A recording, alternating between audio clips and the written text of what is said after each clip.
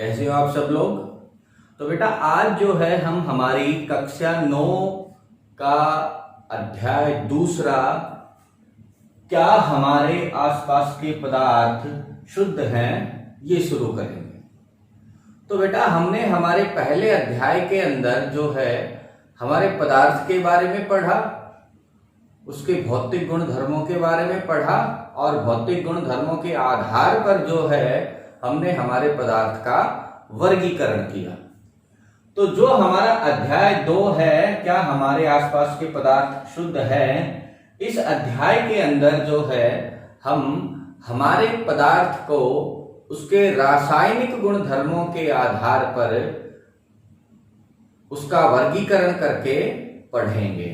मतलब हम इस अध्याय में हमारे पदार्थ का रासायनिक वर्गीकरण करते हैं। तो आइए शुरू करते हैं। तो भौतिक गुण धर्मों के आधार पर हमने देखा कि जो हमारा पदार्थ है वो बेटा मुख्यतः 3 प्रकार का होता है, ठोस, द्रव तथा गैस। जो हमारा पदार्थ है अगर हम उसको रासायनिक गुण धर्मों के आधार पर बेटा अगर हम उसका वर्गीकरण करें तो जो हमारा पदार्थ है वो बेटा 2 प्रकार का होगा, ठीक है ना। तो यहां पर जो है हम हमारे पदार्थ का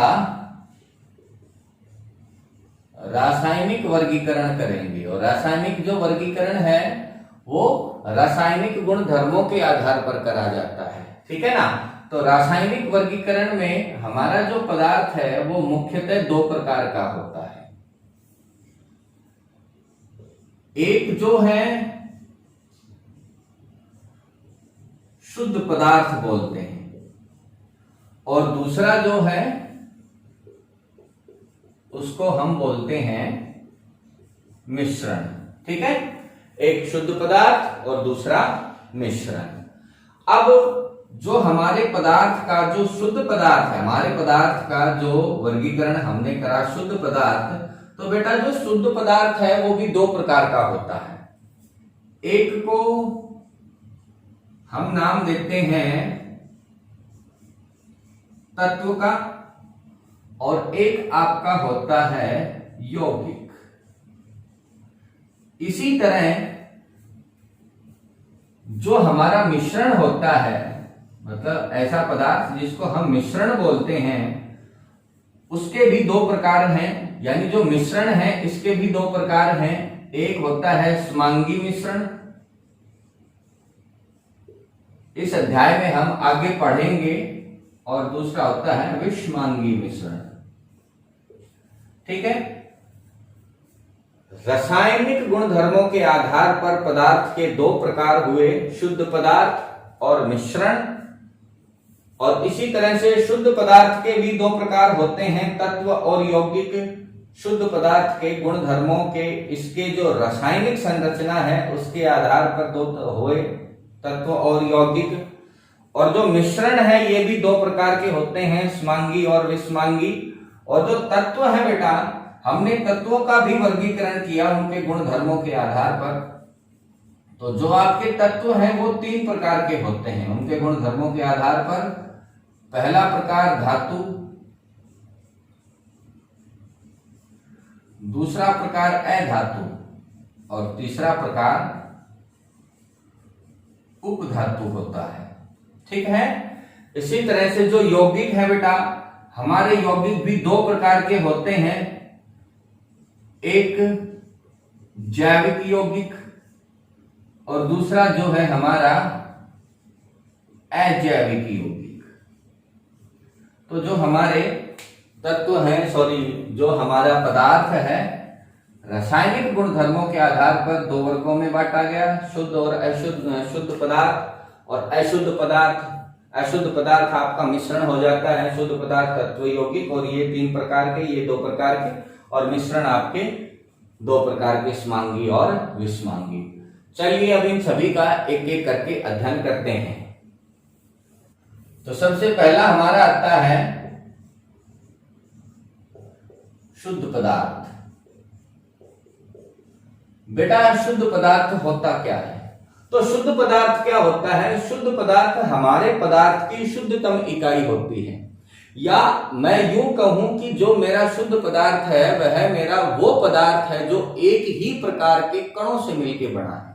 ठीक है ना। कणों का जिक्र हम यहाँ नहीं करेंगे, हमारे आगे आने वाले अध्याय के अंदर हम पढ़ेंगे कि जो कण है वो क्या होते हैं। ठीक है। तो जो शुद्ध पदार्थ क्या है? वह पदार्थ जो एक ही प्रकार के कणों से मिलकर बना हो शुद्ध पदार्थ कहलाता है, या पदार्थ की शुद्धतम जो इकाई है उसको हम क्या कहते हैं? शुद्ध पदार्थ कहते हैं। ठीक है। अब बात आती है शुद्ध पदार्थ के प्रकार की। तो जो आपका शुद्ध पदार्थ है बेटा, वो मुख्यतः हमने शुरू में ही आपको बताया कि जो हमारे शुद्ध पदार्थ हैं उनको हमने जो है तत्व और यौगिकों के अंदर विभाजित किया। तो शुद्ध पदार्थ के दो प्रकार होते हैं बेटा, तत्व और दूसरा क्या होता है? यौगिक।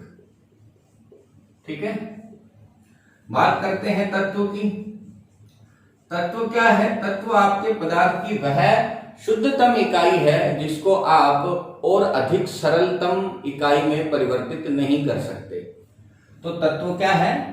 पदार्थ का वह मूल रूप जिसे रासायनिक या भौतिक प्रतिक्रिया द्वारा अन्य सरल पदार्थों में विभाजित नहीं किया जा सकता, क्या कहलाता है? वो आपका तत्व कहलाता है। तो जो हमारा तत्व है वो जो है मेरे पदार्थ की क्या है? सरलतम इकाई है। ठीक है ना। तो आप ये भी लिख सकते हो, तत्व क्या है? तत्व आपका पदार्थ की सरलतम इकाई तत्व कहलाती है। आप जो है ऐसे भी लिख सकते हो, पदार्थ की सरलतम इकाई क्या कहलाती है? तत्व कहलाती है। अब यहां पर जो है हमारे तत्व के प्रकार आते हैं। तो गुण धर्मों के आधार पर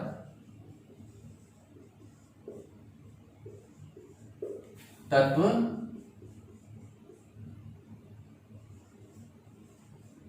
मुख्यतः या गुण धर्मों के आधार पर तत्व तीन प्रकार के होते हैं। नंबर 1 धातु, 2 अधातु और 3 उपधातु। ठीक है। तो जो आपके तत्व है तीन प्रकार के हो गए, धातु, अधातु और उपधातु। बात करते हैं धातु की।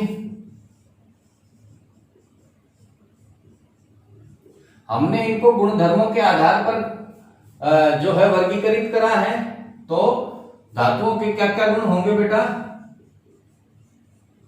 तो धातुओं के गुण निम्नलिखित हैं। कौन कौन से हैं देखें। नंबर 1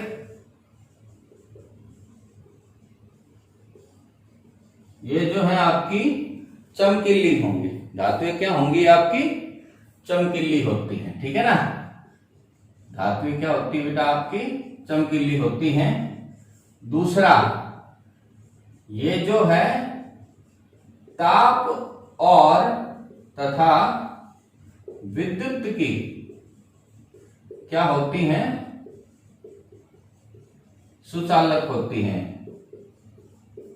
आपने देखा होगा आपके पास लोहे की एक छड़ी है, लंबी सी रोड है। अगर आप उसको एक तरफ से, ये मान लो लोहे की रोड है, अगर आप इसको एक तरफ से गर्म करोगे तो जो वो गर्मी है वो इस एंड तक, इस सिरे तक भी आ जाएगी। हमने इसको तो गर्म नहीं किया, हम इसको यहां से गर्म कर रहे हैं। ठीक है ना। तो क्या है? वह जो आपकी ताप जो है वो आपका वो इस लोहे की रोड में से होते हुए यहां तक आ गया। ठीक है।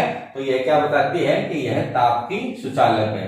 विद्युत की भी सुचालक है। आप देख रहे हो हमारे घरों के अंदर जो तारे हैं वो किसकी हैं? धातु की हैं। कौन सी धातु की? आपकी कॉपर धातु की तारे होती हैं। ठीक है ना। तीसरा क्या है? ये तन्य होती हैं। तन्य का मतलब हम इनको खींच खींच के तार बना सकते हैं। ठीक है ना। अगला क्या है, ये आघातवर्ध्य होती हैं। आघातवर्ध्य मतलब हम इनको पीट पीट के जो है चतरे बना सकते हैं, ठीक है। तो ये क्या है आपकी आघातवर्ध्य,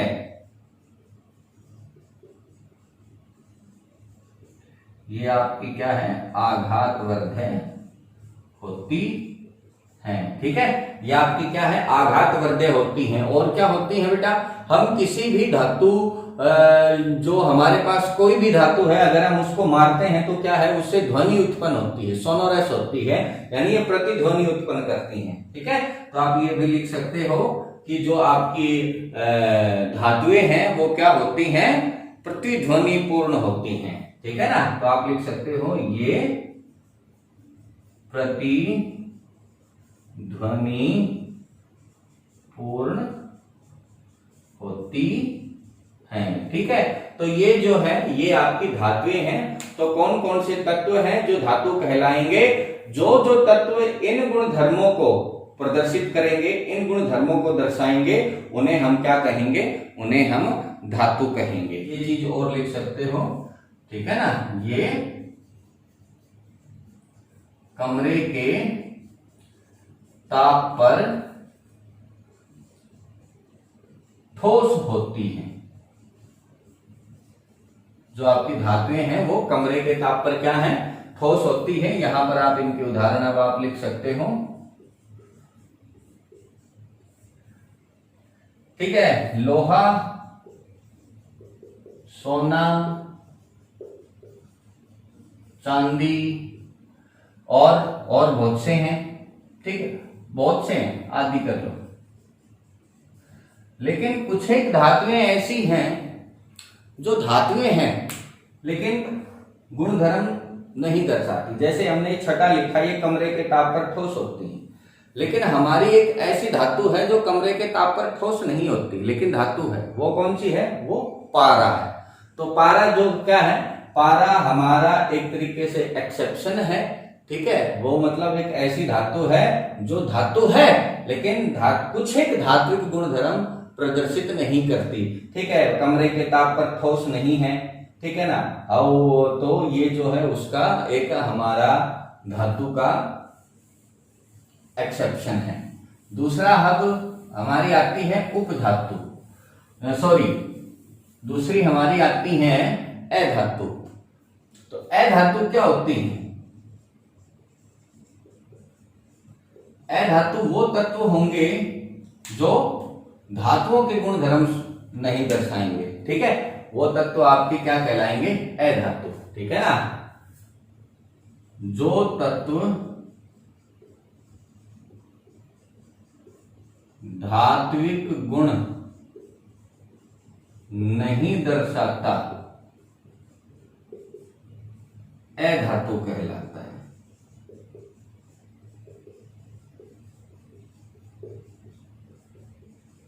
या आप क्या कह सकते हो, ठीक है, आप इसको नीचे लिख लो। या फिर आप क्या कहोगे, दूसरा क्या कह सकते हो, तत्व जो धातुओं के विपरीत, धातुओं से विपरीत गुण दर्शाएं अधातु कहलाते हैं।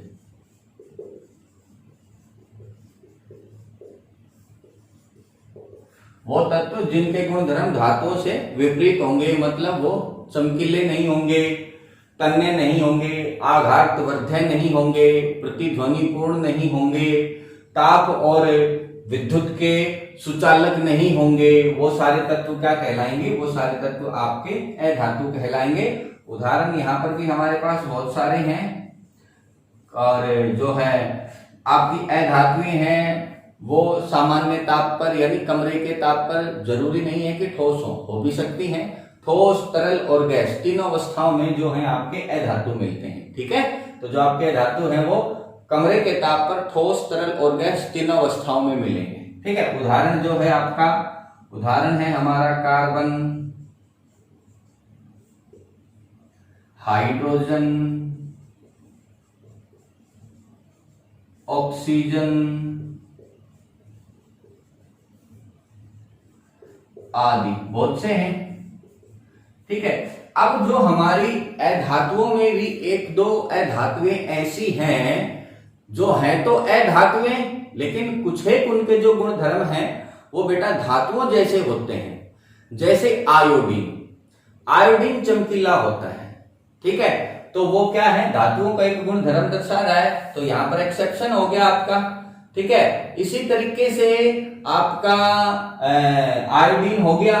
और ग्रेफाइट, ग्रेफाइट क्या है, जो आपका कार्बन है उसका अपर रूप है ग्रेफाइट।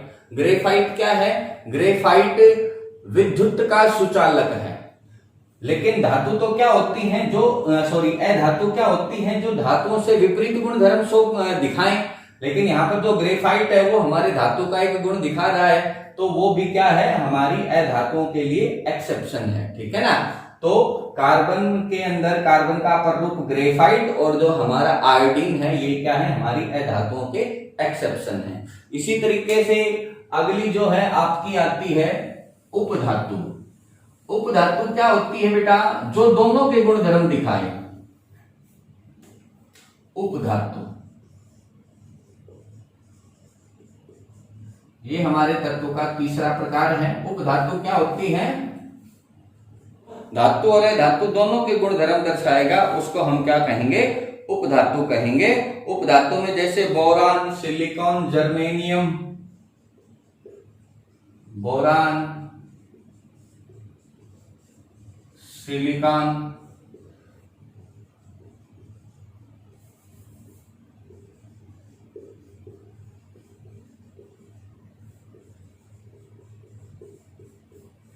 ठीक है, तो ये जो है आपकी उपधातु होती है, जो धातु और अधातु दोनों के गुण धर्म दर्शाएगा, वो आपका क्या कहलाएगा, उपधातु।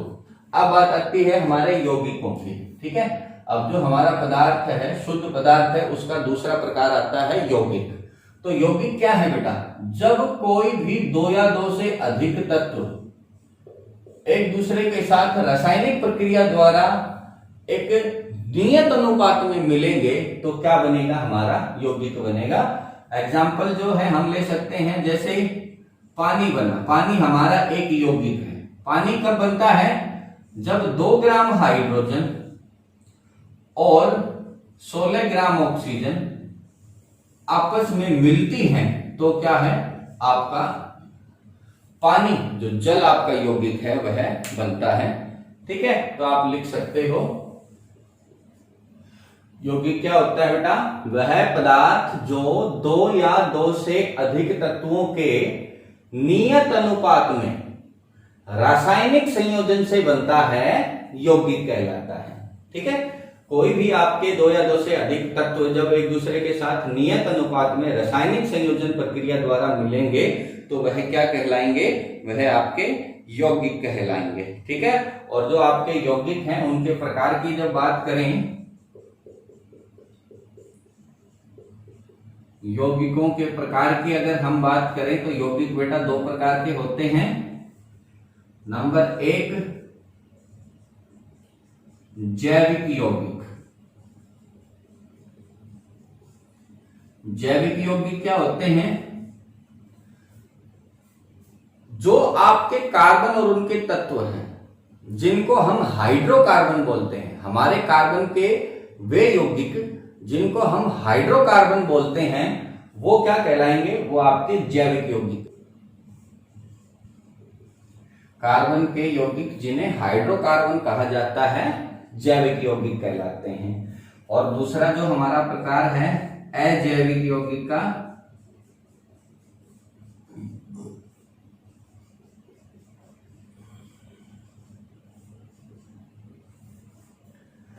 जैविक यौगिकों में कार्बन के यौगिक जिन्हें हाइड्रोकार्बन कहा जाता है जैविक यौगिक कहलाते हैं। उदाहरण जो है अगर आप देखें तो methane, ethane, propane, butane, alcohol, कार्बनिक जो आपके अम्ल है वो सारे क्या है बेटा, जैविक यौगिकों में आते हैं। अजैविक यौगिकों की अगर बात करें तो जैविक यौगिकों को छोड़ के प्रकृति में बाकी जितने भी आपके यौगिक बच गए वो आपके क्या कहलाएंगे, अजैविक यौगिक कहलाएंगे। ठीक है, तो आप लिख सकते हो, तो अजैविक यौगिक क्या है, जैविक यौगिकों को छोड़ के बाकी जितने भी आपके यौगिक बच गए वो सारे के सारे क्या कहलाते हैं। तो बेटा ये जो है हमारे शुद्ध पदार्थों के प्रकार थे।